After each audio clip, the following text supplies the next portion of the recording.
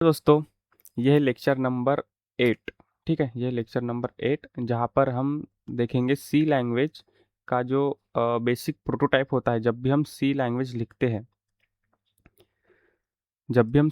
लिखते हैं तो हम बेसिक प्रोटोटाइप उसका क्या होता है, मतलब सी लैंग्वेज में प्रोग्रामिंग करने से पहले हम एक प्रोटोटाइप लिखते हैं। ठीक है, एक आप कह सकते हो कि एक बेसिक कोड लिखते हो, तो वो बेसिक कोड क्या होता है वो हम अभी देखेंगे और थोड़ा समझने की कोशिश करेंगे। तो मैं कर लेता हूँ यहाँ पर एक फ़ोल्डर क्रिएट, ताकि हम अपने सारे जो सी लैंग्वेज की जो जर्नी है हमारी, वो सी लैंग्वेज के सारे प्रोग्राम्स यहाँ पर सेव हो। तो यहाँ पर मैं सी लैंग्वेज प्रोग्राम नाम का एक फ़ोल्डर बना देता हूँ। उसके बाद में आपको करना है सबसे पहले एक आईडीई ओपन। ठीक है, तो मैं कर लेता हूँ कोड ब्लॉक्स, या फिर मैं एक काम करता हूँ, चलो कोड ब्लॉक्स यूज़ कर लेता हूँ। तो आपको एक आईडी ओपन करनी है, आप अपने हिसाब से आईडी को चूज़ कर सकते हो। तो मुझे तो ज़्यादा कोड ब्लॉक से प्रीफरेबल लगता है। तो जैसे ही अपना ये कोड ब्लॉक्स ओपन हो जाएगा, हम अपनी प्रोग्रामिंग शुरू करेंगे। तो अपना कोड ब्लॉक्स ओपन हो गया है। ठीक है, इसको कर देता हूँ क्लोज। ओके, तो सबसे पहले क्या करना है, मुझे न्यू फाइल क्रिएट करनी है। तो मैं न्यू फाइल कैसे क्रिएट कर सकता हूँ, यहाँ पर एक आइकॉन है, यहाँ पर मैं क्लिक करूँगा, या फिर फाइल में जाके न्यू में एम्प्टी फाइल को क्लिक करूँगा। तो मैं आइकॉन प्रेफर करता हूँ, तो मैं आइकॉन पे क्लिक करूँगा, एम्प्टी फाइल पे क्लिक करूँगा और मेरी फाइल क्रिएट हो गई है। मेरी फाइल क्रिएट होने के बाद हम अभी करेंगे सेव। तो सेव करने के लिए मैं यहाँ पे सेव पे बटन पे क्लिक करूँगा, और यहाँ पे डेस्कटॉप पर मुझे हमने जो अभी अपना फ़ोल्डर बनाया था सी लैंग्वेज प्रोग्राम, इस फ़ोल्डर पे मैं करूँगा क्लिक, यानी कि इसको करूँगा मैं ओपन, और इस फ़ोल्डर के अंदर मैं अपना सी लैंग्वेज की फ़ाइल सेव करूँगा। तो मुझे क्या करना है, सबसे पहले फ़ाइल सेव करते वक्त मुझे लिखना है double inverted comma. Double inverted comma के अंदर मैं अपने फ़ाइल का नाम लिखूँगा, जैसे कि डेमो।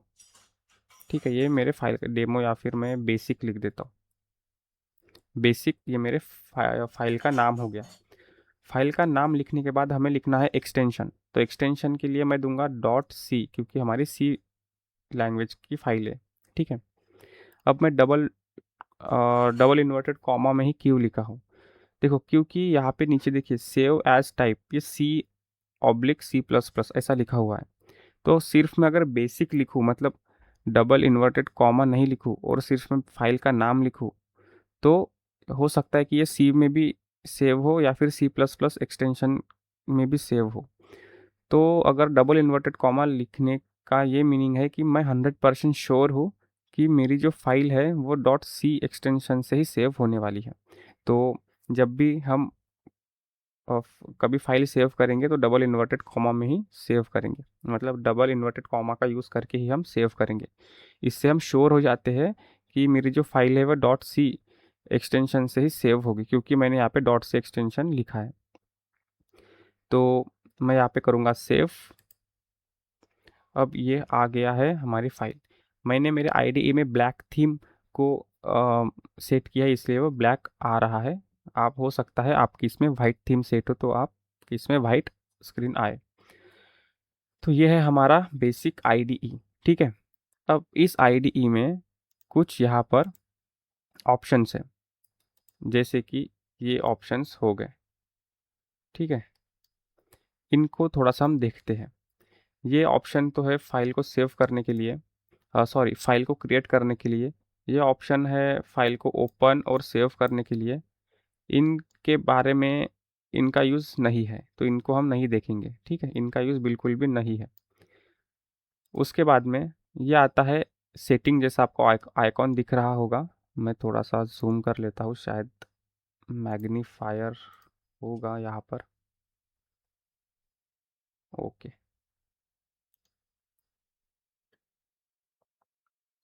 ओके, देखो ये, हाँ, ये वाला जो ऑप्शन है, ठीक है, ये वाला जो ऑप्शन है सेटिंग का आइकॉन, इस सेटिंग का जो आइकॉन है इसको हम कहते हैं बिल्ड बटन। ठीक है, BUILD बिल्ड बटन।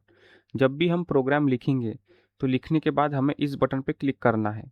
तो इस बटन पे क्लिक करने के बाद बिल्ड जो हमारा जो मेथड है या फिर बिल्ड जो प्रोसेस है, बिल्ड करने की जो प्रोसेस है वो स्टार्ट होगी। तो बिल्ड प्रोसेस के बारे में मैंने आपको लेक्चर नंबर 6 में बता दिया था पूरा, तो वो पहले आप देख लीजिए कैसे बिल्ड प्रोसेस वर्क करती है।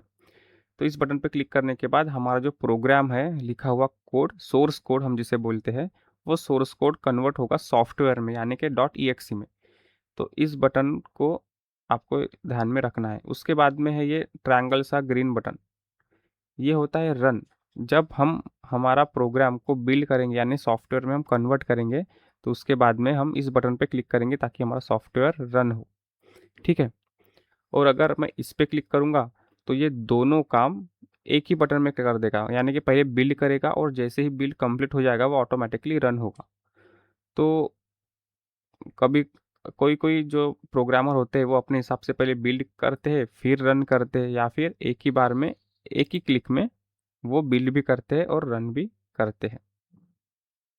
ठीक है, तो ये होता है।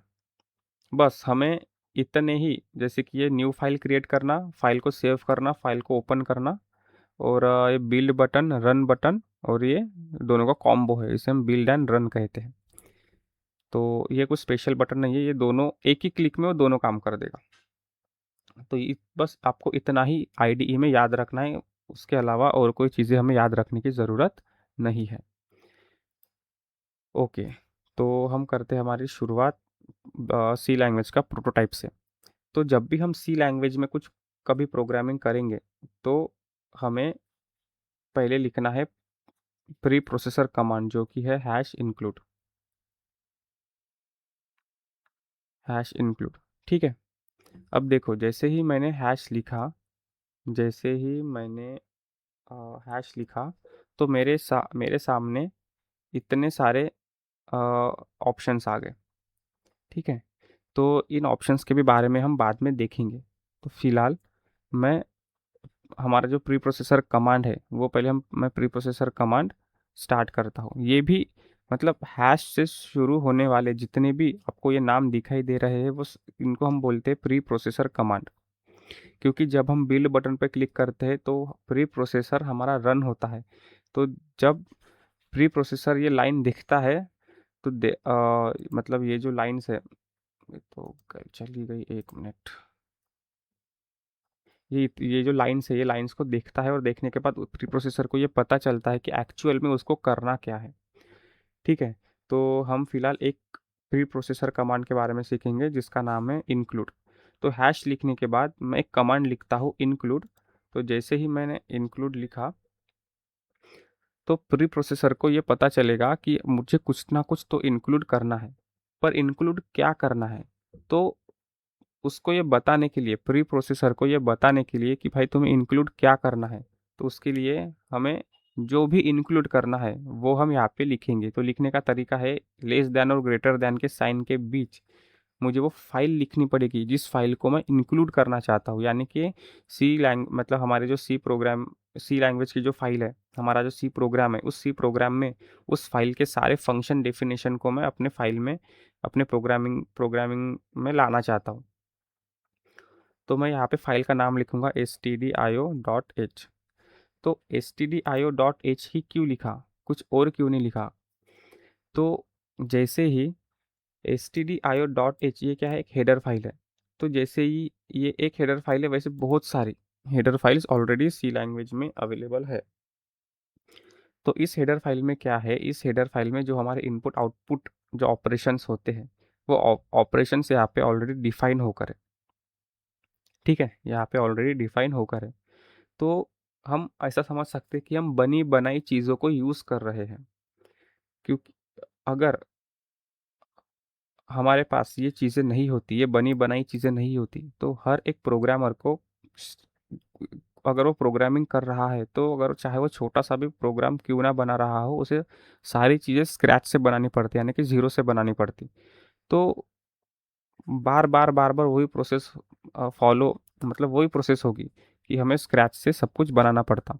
तो इस परेशानी को टैकल करने के लिए हमें हेडर फाइल्स का मतलब सुविधा दी है कि हम हेडर फाइल्स यूज़ कर सकते हैं, ताकि आप फिर से ज़ीरो से प्रोग्राम ना बनाओ। ठीक है, तो stdio.h फंक्शन हमने इसीलिए stdio.h हेडर फाइल हमने इसीलिए यहाँ पे इंक्लूड की है क्योंकि इसमें इस हेडर फाइल में स्टैंडर्ड इनपुट और आउटपुट के फंक्शंस डेफिनेशन है। stdio का फुल फॉर्म है स्टैंडर्ड इनपुट आउटपुट, यानी कि जो भी हमारे इनपुट आउटपुट ऑपरेशंस रहेंगे, प्रिंट, चाहे यूज़र से दो वैल्यू एंटर करना हो वो हो गया हमारा इनपुट, और स्क्रीन पे हमें कुछ दिखाना हो तो वो हो गया हमारा आउटपुट। तो वो सारे फंक्शन डेफिनेशन इस फाइल में अवेलेबल है। तो हैश इंक्लूड से क्या होगा, हैश इंक्लूड से हमें ये पता चलेगा, सॉरी, प्री प्रोसेसर को ये पता चलेगा कि उसे कुछ तो इंक्लूड करना है। ठीक है, हैश इंक्लूड से, हैश से क्या होगा, हैश से हम हमारी प्री प्रोसेसर कमांड स्टार्ट करते हैं, यानी कि हैश वो इंडिकेशन है, हैश वो इंडिकेशन है जहाँ पे हमें पता चलेगा या फिर प्री प्रोसेसर को पता चलेगा कि यहाँ से प्री प्रोसेसर कमांड मुझे दी जाने वाली है। ठीक है, इसलिए जब मैं हैश टाइप करता हूँ ना तो इतने सारे वो कमांड आते हैं। वो क्यों आते हैं, क्योंकि हैश जो है ना वो स्टार्टिंग पॉइंट है प्री प्रोसेसर कमांड को लिखने का। तो जब मैं हैश लिखता हूँ तो ये मेरे सामने इतने सारे प्री प्रोसेसर कमांड आ गए हैं। तो इनमें से मैं सिर्फ इस इंक्लूड नाम के कमांड को ही हम यूज़ करेंगे फिलहाल के लिए, बाद में हम और आगे सीखेंगे। ठीक है, तो इंक्लूड नाम के ही मैं कमांड को यूज़ करूँगा। तो मैं लिखता हूँ इंक्लूड, और इंक्लूड लिखने के बाद अब प्री प्रोसेसर क्या बोलेगा, अरे भाई इंक्लूड करूँ, ठीक है, तो क्या करूँ, तो वो क्या करूँ, वो जो चीज़ जो है ना वो चीज़ क्या है, वो हमारी फाइल है।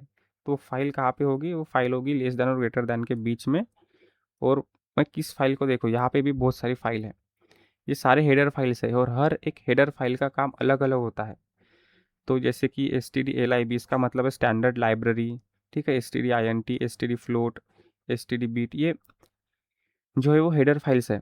तो हम अपने ज़रूरत के हिसाब से इन हेडर फाइल्स को यूज़ करते हैं, ताकि जो बनी बनाई चीज़ें हैं वो हम यूज़ कर सकें, हमें स्क्रैच से, ज़ीरो से फिर से वो कोड ना लिखना पड़े। तो मैं इनपुट आउटपुट मुझे परफॉर्म करना है, क्योंकि मुझे इनपुट आउटपुट परफॉर्म करना है, इसीलिए मैं स्टैंडर्ड इनपुट आउटपुट वाली हेडर फाइल को ही चूज़ करूँगा। ठीक है, तो मैंने ये स्टैंडर्ड इनपुट आउटपुट वाली फाइल को चूज़ कर लिया है। इसके बाद में मुझे क्या लिखना है, मुझे लिखना है मेन फंक्शन। हम क्या कहेंगे, मेन फंक्शन कहेंगे। तो मैं लिखूंगा इंट मेन, और राउंड ब्रैकेट दूंगा, और मैं एंटर दबाऊंगा, और उसके नीचे मैं करली ब्रैकेट दूंगा। अब देखो, अब ये हमारा प्रोटोटाइप हो गया है पूरा। अब ये इंट मेन क्या है, ये जब भी हम कभी प्रोग्रामिंग करेंगे, मतलब जो भी हम यहाँ पे लाइन लिखेंगे, वो सारी प्रोग्रामिंग की जो लाइन्स है वो लाइन हम इंट मेन के बीच में लिखेंगे। ठीक है, वो हम इंट मेन के बीच में लिखेंगे, मतलब करली ब्रैकेट जहाँ पे ये ओपन हो रहा है और जहाँ पे ये क्लोज हो रहा है, इसके बीच में हम हमारी प्रोग्रामिंग करेंगे। तो इंट मेन एक फंक्शन है, तो ये फंक्शन क्या होता है इसके बारे में हम आगे आने वाले लेक्चर्स में देखेंगे। अभी हम फंक्शंस के बारे में डिस्कस नहीं करेंगे। तो आप इतना समझ लीजिए, देखो मैंने हैश इंक्लूड stdio.h इस लाइन को तो मैंने पूरा एक्सप्लेन कर चुका हूँ। ठीक है, आपको ये पता चल गई कि हम ये लाइन क्यों लिखते हैं, परंतु मैं अभी इसको एक्सप्लेन नहीं कर सकता हूँ कि हम ये लाइन्स क्यों लिखते हैं, क्योंकि हम अभी उतना एडवांस लेवल तक जाने के हैं। तो जब हम फंक्शंस सीखेंगे तो फंक्शन सीखने के बाद आपको ये बहुत अच्छे से समझ में आएगा कि हम ये लाइन क्यों लिखते हैं। तो फिलहाल आप इतना समझिए कि आपको ये 4 लाइनें तो लिखनी ही है। और एक बात, कोई कोई लिखने का जो तरीका जो होता है ना, कोई कोई ऐसे लिखते हैं जैसे कि यहाँ पे करली ब्रैकेट देते हैं और यहाँ पे वो एंड करते हैं। ठीक है, मतलब करली ब्रैकेट यहाँ से स्टार्ट होता है और यहाँ पे एंड होता है। कोई कोई प्रोग्रामर नीचे से करली ब्रैकेट स्टार्ट करते हैं और यहाँ पे एंड करते हैं। तो ये बस लिखने का एक तरीका होता है। एंडिंग में जब हम बिल्ड बटन पे क्लिक करेंगे तो जो ये एम्प्टी स्पेसेस है वो ऑटोमेटिकली रिमूव तो हो जाएगी, यानी कि जब हम बिल्ड बटन पे क्लिक करेंगे ना तब हमारा प्रोग्राम कुछ ऐसा दिखेगा। देखो, ठीक है, हमारा प्रोग्राम कुछ ऐसा दिखेगा एक ही लाइन में। क्योंकि सारे एम्प्टी पेजेस रिमूव कर दिए जाएंगे। लेकिन रीडेबिलिटी के लिए ये तो कंप्यूटर के लिए है, ठीक है। कंप्यूटर अपने हिसाब से प्रोग्राम को चेंज कर लेता है ताकि कंप्यूटर को वो बात समझ में आए। लेकिन हम अपने हिसाब से हमारे रीडेबिलिटी के लिए हम अच्छे से तरीके से हम कोडिंग करते हैं ताकि हमें लिखते वक्त कोई परेशानी ना हो। तो मैं बेसिकली प्रीफर करता हूँ ज़्यादा स्पेसेस देना, ज़्यादा अच्छे से सिस्टमेटिक से लिखना। तो मैं इस वे को मैं प्रीफर करता हूँ। अब मेरी वो हैबिट बन चुकी है, जब आप प्रोग्रामिंग करोगे तब वो आपकी एक हैबिट बन जाएगी। तो यही था आज का बेसिक, जो हम कह सकते हैं, या फिर बेसिक स्ट्रक्चर, सी लैंग्वेज का ये बेसिक स्ट्रक्चर है। तो जब भी हमें सी लैंग्वेज में प्रोग्रामिंग करनी पड़ेगी तो हम इस बेसिक स्ट्रक्चर को ही यूज़ करेंगे। तो अब तक के लिए ये लेक्चर यही तक था। हम आगे आने वाले लेक्चर्स में प्रोग्रामिंग देखेंगे और चीज़ें सीखेंगे कि कैसे हम इनपुट और आउटपुट लेते हैं, ठीक है। अगर आपको ऑनलाइन, मतलब आपको अगर क्लासेस लगवाने हैं मेरे से सी लैंग्वेज की, तो ये मेरा नंबर है। इस नंबर पे आप मुझे कॉल करके 321338, देखो 8275832138, ये मेरा नंबर है। इस नंबर पे आप कॉल करके इंक्वायरी ले सकते हो। हम 15 डेज़ का फ्री डेमो क्लासेस लेते हैं। आप 15 डेज़, 15 दिन तक फ्री में आप हमारे साथ पढ़ सकते हो और आप डिसाइड कर सकते हो कि आपको क्लासेस लगवाने हैं या नहीं लगवाने हैं। फ्री डेमो क्लासेस ये फ्री ऑफ कॉस्ट होते हैं, ठीक है। इसका कोई चार्जेस नहीं लिया जाता। तो देखिए, आज का हमारा लेक्चर यही तक था। मिलते हैं नेक्स्ट लेक्चर में।